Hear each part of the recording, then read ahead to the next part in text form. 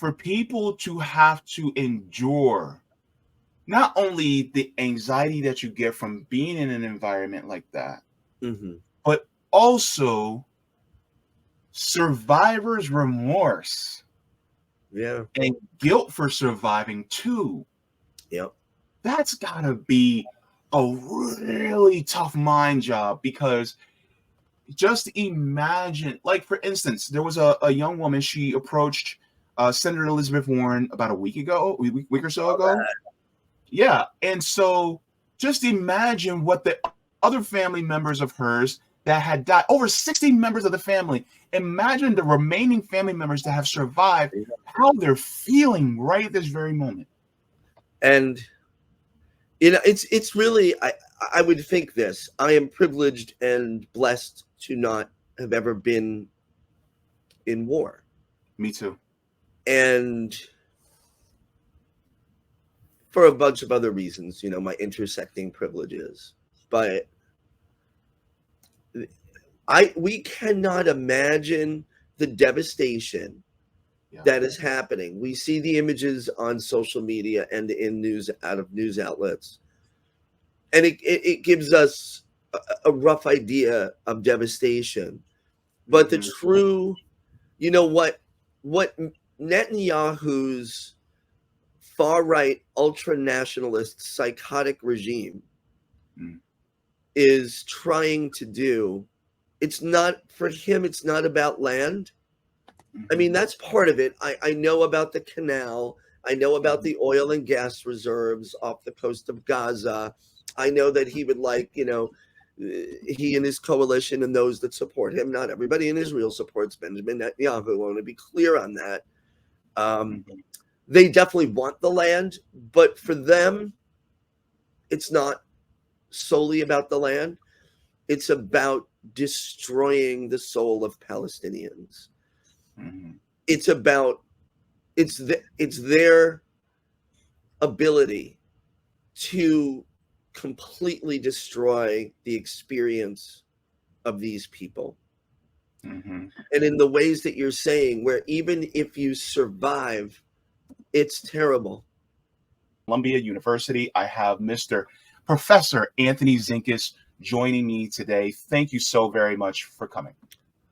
Great to be here. Oh, and just a correction, I am not a director at the Safe Center anymore. I left there some years ago. You seem to have gone away, but I know you're there. You're there in spirit.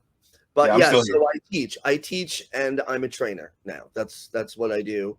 I teach at Columbia. I teach at Adelphi in the social work departments, and I train everybody from educators to social workers. I've trained police on trauma, family violence, sexual violence, community violence.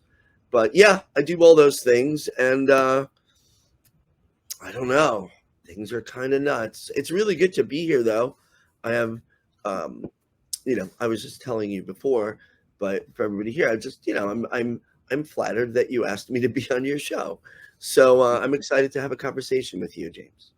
Yeah, definitely. And one of the reasons why I wanted to bring you on is because, due to your expertise and also in educating others about things regarding trauma, things regarding trauma from not just a familial side, but also from a economic system side.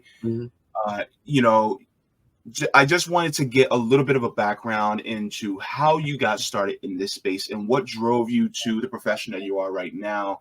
And of course, it's, for a love for helping people, but I would like to get just a little bit more focused on that and get a little deeper on how you got into that. Well, I mean, the current phase of where I'm going, I'll get to in a second. But as far as like becoming a social worker, that all started. I wasn't interested in the therapy piece, really. I was interested in the community piece. So community organizing. When I was a teen, in high school and early college years, I had met some social workers who did community work. And I knew that's what I wanted to do. That was exciting to me. And, so I got into youth and family services. And from there, did work with people with, I don't like the word addictions, but for lack of a better term, people with addictions. Yeah. And then somewhere along the journey, I started working in victim services. So working with folks who'd been victims of child abuse, victims of sexual violence, domestic violence, intimate partner violence. And during that phase of my work, I became aware of research that started really, I mean, it started before, but there was a lot of big stuff that happened about 25 years ago that showed that when we are, when we suffer multiple traumas during our childhood, especially, that can have profound effects throughout the lifespan on us. And the more like exposure to trauma a person has growing up, the more likely they are to suffer from what we call addiction or what we call mental illness, depression, anxiety. And then an interesting piece was also more likely to suffer from 10 of the most preventable causes of disease and death in the United States, including heart disease, diabetes, all these things, because the body itself responds to stress. And absolutely. And one of the things you mentioned in the introduction was not just family and community violence, but economic violence as well, because it is violence. Our system is a violent, economically violent system. True. And here's the thing. The reason we have all these negative effects to abuse, and when I first learned about it, it was abuse in the home, like physical abuse or sexual abuse or neglect, you know, any type of neglect, physical neglect, even emotional and psychological. So that when those things happen, when a kid is exposed to that growing up, you know, domestic violence, or they're a victim of physical violence or something, what happens is our stress response system goes haywire, right? Yeah, cortisol levels and things like that, right? Absolutely. And those, our stress response was designed to help us get away from like a predator that wanted to catch us and eat us when we were hunter-gatherers. Fight or flight. The last time we had an update, we were still hunter-gatherers, you know, when our system evolved. So, I mean, we've been humans, modern humans, for like 300,000 years. So, like, this is ingrained in us. But the brain doesn't know the difference between being chased by a wild animal that wants to kill you and eat you and not being able to pay your bills, or hearing bombs go off being dropped on the apartment complex next door, or being sexually abused or physically abused by a family member. The brain does not know the difference. All it knows is our life or safety is threatened, and we've got to get out of there. And that's why when the heart races, for those people who are listening, by the way, this is as far as sciencey as it goes, I promise. But when your heart races because you have that stress, what really is happening is your body's getting ready to run. So humans, when we evolved as prey, not predator, right? We didn't have big fangs or claws. When we caught animals, you see these like visual depictions of us like taking down a woolly mammoth. Sorry, vegans, taking down a woolly mammoth. And what really we mostly caught small game and fowl, like things, rodents we would eat. Like if we ate meat, and when we did, it was small stuff. Every now and then we bring down the big game, but that took a lot more energy and took more time. So the point is, we weren't fierce, right? So our stress response system first is designed to run. Get the hell out of there. I talked to a young man, in his 30s or whatever, who worked in a restaurant and was sexually assaulted by a guest who happened to be a famous person, right? And I don't want to say the name, Don Lemon. Anyway, so you might catch that on the rewind. So he said to me, he said, when it happened, he goes, I'm not a small guy. He said, when it happened, I just wanted to run. He goes, and so I ran out. He was a staff member. He goes, I ran out the back door. And I remember him saying to me, why wasn't I a man? Why didn't I stand my ground? And I said, because your stress response took over. Running is what we do. So it's really flight or fight. Fighting is what we do when we're cornered in that moment. And then freezing is when there's no other option. And the brain makes these split-second decisions. The problem is that stress response is designed to go up and down for like 15 minutes or 20 minutes when you get away from a predator, not designed to be going up and down or staying up all day long, right? So when it does, when that cortisol level, which is the stress hormone, one of them, goes up and stays up for days, weeks, or months at a time, literally it's toxic to our entire body, including our brains. And that's the problem with kids, is it impacts the brain development physically. So they've looked at like scans of these kids' brains who've been through serious abuse, and they're different from healthy kids. But they've also done the same thing with kids living in poverty, extreme chronic poverty. And they notice the same changes. And it doesn't mean your brain doesn't work. It means it takes energy to focus. You've got to put extra effort in. And, well, Professor Zenkus, could it be likened to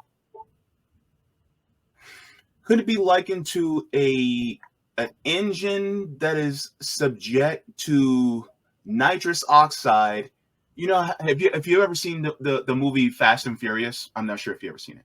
No, I never saw those. Okay. Well, okay. So there's a piece in the car where a lot of guys who soup up their cars, they put a fuel injection system. I know it. I used to work at an auto parts store, so yeah, I know. Okay. I know. Yeah. Okay. So basically, like, is it like constantly having NOS in the fuel injection system all the time, which isn't good for the engine? It's great for those spurts that you need, but having it all the time, it ruins the engine, right? Is it kind of like that with us? Yes. And when I do my speaking and from now on about this, I'm going to use that example and pretend that I watched Fast and Furious. But it's a really good metaphor. That's excellent, because it overcharges the system. And it's not designed to be, think about a woman, just do the gender binary for a second. A woman in a relationship she lives with a man who's physically and emotionally abusive, right? Mm-hmm. And I've heard experts liken it to like, hey, our stress responses were designed to get away from the bear that's chasing you. What if the bear is who you come home to every day, right? So, and so, mm-hmm. because she's always in that mode, right? In addition, when she's at work doing her job, the mind goes, because the stress response is worried, is something going to happen later?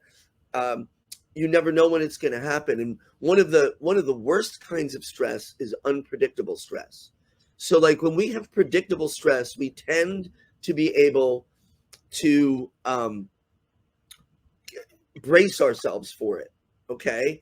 So if you had a test coming up and, say you're taking a test and you studied, but it's stressful, but it's happening. It's at 2:00 on Monday and you're getting yourself mentally, you are stressed and anxious, but you could prepare, you could brace for it, like being on a roller coaster, right? It's coming. Yes. Now, they did a study with 2 rats. They took 2 rats in separate cages in a lab. And when the first rat would press a lever to get food, they would get a mild electric shock, which wasn't dangerous for the rat, but was very uncomfortable. Kind of like taking one of those little 9-volt batteries and putting it on your tongue. Don't do this. But when I was 11 years old, I remember my brother like, taste the battery. And I was like, okay. And maybe I was younger and I put it on and I was like, and then I was like, am I electrocuted? Right. So it's mild, but it's unpleasant, right? The second rat can hit the lever and get food whenever they want. They don't get the shock. They get shocked randomly. When they look at these rats over a period of months, the first rat is fine. They've learned to brace themselves for the shock that's coming, and then they get their food. The second rat, its health deteriorates. It loses its fur, its teeth, and eventually it gets very sick and dies because unpredictable stress is the thing that is the most toxic for us. We can't brace for it. And now I think about, like, and we'll get to Gaza, I'm sure, in a little bit, being in a war zone and never knowing that bomb that just fell, are they getting closer to your house? Are they getting farther away? Is tonight the night? You're living like that. So when we hear like 12,000 people killed, that's horrible. But every single survivor is living with that fear every single second of every single day. God. That, I mean, is the most extreme form of terrorism. You can never relax. Ever. Now, a lot of people don't know this, but I think it was last year. Was it last year? Sometime last year. It was in the summertime, I remember. I've never experienced anxiety whatsoever, right? Until last year. And last year, I got that anxious feeling when I was at dialysis. And partially, it was because I was sleep deprived, because it wasn't that I couldn't go to sleep. It's just that I was neglecting going to sleep. So it was really, a lot of the fault was on me, right? But I felt that anxious feeling so much so that I had to get taken from the hospital straight from dialysis. And so while I was at the hospital, I was like, am I having an anxiety attack? And they were like, no. And I thought, yeah, I am. And so, you know your body. Yeah.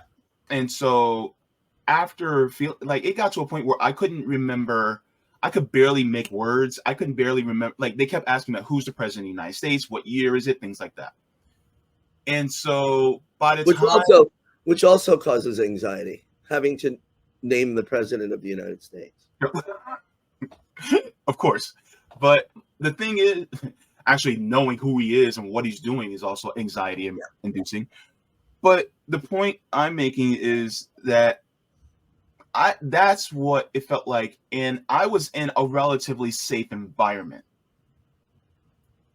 For people to have to endure not only the anxiety that you get from being in an environment like that, but also survivor's remorse and guilt for surviving too. That's gotta be a really tough mind job, because just imagine, like, for instance, there was a young woman, she approached Senator Elizabeth Warren about a week or so ago. Yeah. And so just imagine what the other family members of hers that had died, over 60 members of the family, imagine the remaining family members that have survived, how they're feeling right at this very moment. And, you know, it's really, I would think this, I am privileged and blessed to not have ever been in war. Me too. And for a bunch of other reasons, you know, my intersecting privileges. But we cannot imagine the devastation that is happening. We see the images on social media and in news, out of news outlets. And it gives us a rough idea of devastation. But the true, you know, what Netanyahu's far-right, ultra-nationalist, psychotic regime is trying to do. It's not, for him, it's not about land. I mean, that's part of it. I know about the canal. I know about the oil and gas reserves off the coast of Gaza. I know that he would like, he and his coalition and those that support him, not everybody in Israel supports Benjamin Netanyahu. I want to be clear on that. They definitely want the land, but for them, it's not solely about the land. It's about destroying the soul of Palestinians. It's about, it's their ability to completely destroy the experience of these people. And in the ways that you're saying, where even if you survive, it's terrible. Everybody in, I remember 9/11 in New York. It was horrible. And where I worked at the time in Nassau County, Long Island, that county, it kind of sits right next to Queens, which is part of New York City. So in the richer areas, a lot of people that worked on Wall Street, their families lived in Nassau County, whether it was upstate in Westchester, but the bulk of them lived in Nassau County. And they commuted. It's like a 40-minute train ride from there to Midtown. We would drive down streets, and in the beginning, after 9/11, people didn't know that their loved ones were dead, and they were tying yellow ribbons on their trees. So, like, the streets that I had to drive to and from work every day, every house had a yellow ribbon. Every single house. I remember one particular Arthur Avenue or Street. I think it was Arthur Street. Arthur Avenue is in the Bronx. And almost every house had a yellow ribbon. Okay. Now, granted, Americans, privilege, they had money and all that, but you lose a loved one, you lose a loved one. Yeah. But we were able to mourn. I went to 2 funerals after 9/11. 2 people I had worked with had lost family members. One lost a husband. She was young. She was in her 30s. One lost the son. We were able to mourn. We were able to heal. We had a semblance of normality at some point after. What's happening in Gaza? And I'm not, it's incomparable. And it's not just about the numbers. It's that if everything stopped tomorrow, how do you heal?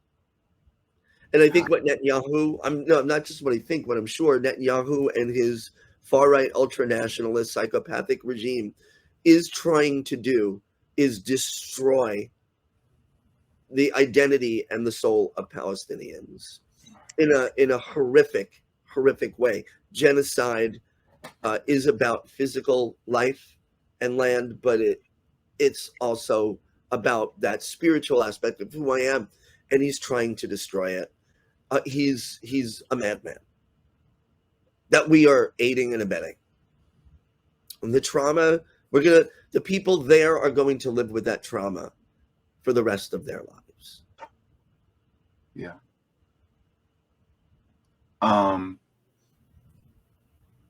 Just thinking about, I'm not exactly sure of how, and this is in no way an endorsement of any militant group, but from what I heard was most of Hamas are orphans. And thinking about the Palestinian people, about what they've been going through, 75 years since the Nakba happened. You got to think about 75 years, like think of somebody who was born in Palestine around the same time that I was in the 80s. My God. And think about how they've endured apartheid as well as, destruction from the state of Israel. And then they grew up with that trauma, but then they also passed that trauma down to their children as well. And then it's exacerbated even further what's been happening within the last few years. Like I've seen children throw rocks right? Next thing you know, they get arrested by the IDF. Or shot in the knee. Or shot. And they're doing it in the West Bank. Hamas doesn't run the West Bank. Hamas isn't there. Mm-mm. And Israel is doing that in the West Bank. But you talk about that idea of like Hamas being, a lot of them being orphans. I read about one of the people who started Hamas and what they had witnessed growing up. And look, I'm just going to come out. I know there's many people on the left who don't agree with my perspective, but it's mine. So it's just how I live. I don't tell others. But I don't love the word pacifist, but I embrace nonviolence and try to embody that in my life. So I don't like any war at all. Speaking from a position of privilege, I'm also not under bombardment. I don't have to agree with all of Hamas's tactics and strategies and actions. And I know there are some who say they're justified. Listen, I'm not condemning another view on it. I don't have to agree with all that Hamas did or much of what they did or any of what they did. And I don't. To understand why they did it. I'm describing it. That's what I do. I'm describing what's going on. Here's the thing. A famous radical psychiatrist who did a lot of writing in the 1960s and 1970s called, I think his first name is Richard, but his initials were R.D. R.D. Laing. R.D. Laing wrote a seminal book called The Politics of Experience. In it, he said something, a paraphrase, when an individual's experience is destroyed, the individual becomes destructive. I mean, we see it with child abuse, the worst forms of emotional, physical, sexual abuse, really, really horrendous cases. Like, here's the bell curve of child abuse. This one's all the way on like the worst ever side. And I've seen some cases like that. You look at serial killers. That was their upbringing. They knew no love. Right? And I would never justify what the serial killer did. I am not comparing serial killers to Hamas. I'm giving an example of how being treated horribly and having your experience destroyed, what that does to us as humans. So here's the thing. I get why they're doing it. And the other thing with the atrocities, look, anytime an innocent person, I don't even like it when soldiers are killed. Like, I don't want people to be killed. Of course. And yet, I don't believe much of what I hear out of Israel's government at all now. So when they say this happened, that happened, a whole bunch of things were proven wrong. And so I am sure innocent people died. Well, innocent people were killed in the Hamas attacks October 7th. That's horrible. And I don't get to tell oppressed people how to shake off their oppressor. That is not the place. I can have my reaction. I can say, this goes against my values. I wish this didn't happen. And I think, I'm sorry if I'm talking so much. I think this is an important point that's being missed. We are having conversations globally. About self-determination for the Palestinians and the crimes Israel has been committing for 75 years. Would we be having those conversations if Hamas did not do what it did on October 7th? If they did not enact a brutal attack? And here's the thing. The oppressor, Israel. I mean, Israel's an oppressor. This is not controversial. The United Nations, Human Rights Watch, Amnesty International has been saying it for years. Apartheid state. True. War crimes, atrocities over and over and over at a completely disproportionate scale to anything Hamas has done. But when you have a violent oppressor state and a world that respects and uses violence to oppress, the United States does that. At home and abroad. Of course. The only language they understand is violence. And that is not the fault of the oppressed people. It is the fault of the oppressor, because, God damn it, why weren't we paying attention during the Great March of Return in 2018 and 2019 when these kids were just throwing rocks over the fence? And Israeli snipers, I've seen the footage in Abby Martin's great documentary on Gaza, they were picking them off and shooting them in the knee or shooting them in the head. Nonviolent, unarmed kids. Yeah, kids. When they protest in the West Bank, nonviolently, they are arrested, raped, beaten, shot, and killed. When people protest nonviolently and the world doesn't listen, that's on us. Yeah, I agree. And that's not a justification. It's just, we are culpable. But here's the thing, Professor Zenkus, and I want to applaud, because I believe in giving people their flowers while they're still alive. You, as a white man, are looking at this from an uncensored position. You're not censoring yourself. You're saying, this is the reality, and this is how it is. So we have to get an understanding of how people feeling. We may not agree with what people do, but we need to understand it. And I think that's the position that you're doing, which I appreciate. And I implore anybody, from any type of privileged position, because a lot of us have different privileged positions. Like for me, as a cisgendered man, I have a privileged position in that regard, that we look at people who are marginalized, who are oppressed, and say, why do they do what they do? And what can we do to make sure that what they experience doesn't happen again?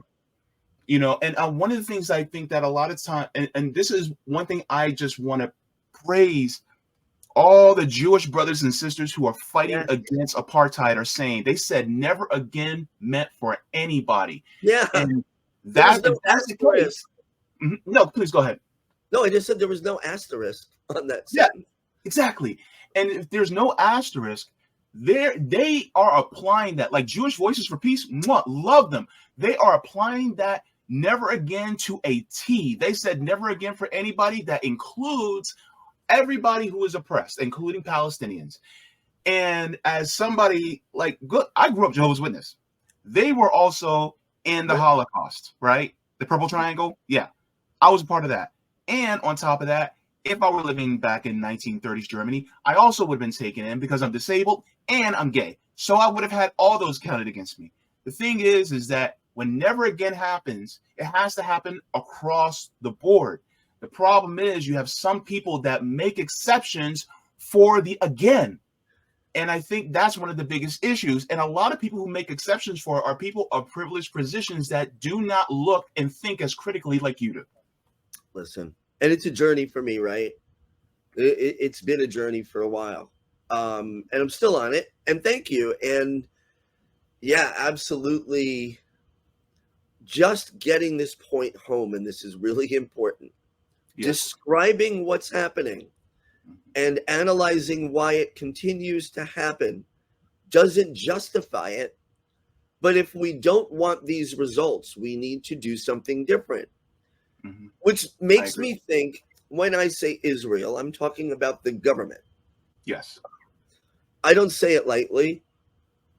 Benjamin Netanyahu is a violent fascist psychopath. Yes. The man needs to not be in power. He should be in prison. He should really be in The Hague. But we don't really use that anymore. So, but when systems perpetrate, when powerful systems perpetrate sustained violence against the voiceless, the only voice the powerful system ever listens to is violence. That is not on the oppressed victim. We want people, I believe in Gandhian nonviolence. Martin Luther King used it. But they literally blew his head off. So, I remember being in Occupy Wall Street, And I was an organizer. I mean, it's hard to say that there were organizers, but there were those who organized certain events. We didn't have a hierarchy until the Democrats infiltrated, which was exactly what they did with Black Lives Matter. That's a whole other story. Yeah, we can get into that too. Horrible. I remember that. I know I got names and addresses of like the people who I used to talk to, and I knew. But, it became apparent that they were working for the DNC. And then it was like, yeah, well, not exactly the DNC, but a front group. And, look, we had some common interests. And then all of a sudden, it diverged. But that was that. But when I was an organizer with Occupy, it was the year anniversary of Occupy Wall Street. And I was interviewed by the news a bunch of times. Mm-hmm. And this was NBC's, news affiliate in New York City. And we were in New York City, and it was the big, year anniversary or something like that. Oh, no, it was May Day. So the winter was over. Lots of people we had like 50, 60,000 people or more walking down Broadway, unions, everybody. It was great. So at the beginning of the day, this news reporter asked me from NBC, and she goes, why don't you, this is off camera now, she's like, yeah, why don't you guys, you're good at speaking. Why don't you, doesn't your movement have a leader? And the camera guy goes, yeah, you'd be a great leader for this movement. And I said, what do you mean? Like, we don't have leaders. Like, I can speak to the press, but I'm not in charge of people. Like, there's a bunch of people that do what I did and right with the press. So they're like, like Martin Luther King, and they named a bunch of people. And I'm like, all those people were assassinated. Like, so no, thank you. Why would I want that job? Anyway, point being that the powerful systems that use violence to sustain oppression, to gain and maintain control over people that they are victimizing, only understand violence, and that is on them. I want to change that. Yeah. And that imbalance of power that exists, that needs to be changed. And that's what's happening in Israel. It's been an imbalance of power for years. The people in Gaza have no say over their lives. Israel controls the borders and the amount of calories they get per day. It's a concentration camp, and it is not lost on me the irony that it is being perpetrated by a state that was established after the Holocaust on the Jews and others during World War II by the Nazis. Like, now you're doing the concentration camp. And just because you don't have a gas chamber doesn't mean it's not having the same effect. Yeah. It's disproportionate. It's power and control. It's disgusting. And why is the United States? I just read a thing. Ronald Reagan in 1982, when Israel was shelling Beirut, I mean, they killed like 50,000 people over a period of time in Lebanon. Mm-hmm. Ronald Reagan, who was, a lot of people on our side, on the left, do not like him. I don't either. Ronald Reagan picked the phone up and called the Prime Minister of Israel and said, stop the shelling. The American people are seeing the devastation. These were his words, every night on their televisions. This is a Holocaust, he said to him. Stop it. And the Prime Minister of Israel stopped. And Reagan said, you're not getting any more arms if you don't stop. He made the arms shipments to Israel conditional. What happened? Where now, of course, you don't have any Republicans that would do that. The Democrat won't do it. Joe Biden could literally pick the phone up. He could have done it any time in the past 6 weeks and told Netanyahu, cut the shit, Bibi. Stop it. I'm not talking to you about anything else right now. Stop. And Netanyahu would have had to stop. The fact that Joe Biden did not do that, Biden is complicit, which makes us complicit in war crimes and genocide. Way to go, Joe. We told you, folks, he was a terrible Why would You know, people who live their lives the way Joe Biden has lived his life, harming people the way he has in his circle. This is not a surprise. Yeah. I mean, well, I mean, if you go back to, and I'm not trying to pathologize Joe Biden, but as far as people like Joe Biden, what he's done to Tara Reid, all the other accusers of sexual assault by Joe Biden, allegedly. I have to say allegedly because, you know. I don't. And then on top of it, the war crimes that he's done. And then you spoke to when you have a government or a system that uses violence to keep people under control. A couple of nights ago in Washington, D.C., when a bunch of peaceful protesters went to protest in front of the DNC headquarters, and these peaceful protesters got their heads bashed in by Capitol Police. Yeah. When they didn't do anything wrong, they were expressing their First Amendment rights, and they were doing everything by the book, and they still got their heads bashed in by Capitol Police. And this was initiated by the Democratic Party that were meeting in that room.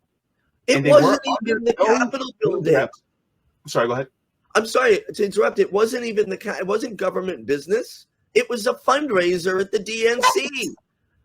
They're a private organization of psychopaths, may I add. Yeah, it was a fundraiser. It wasn't like what happened on January 6th. They were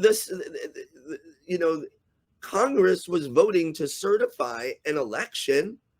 So when people broke into Congress, you were now impeding one of the most vital governmental, I mean, we can talk about how much bullshit elections are, but one of the most vital governmental functions is to certify an election. They broke in on January 6th.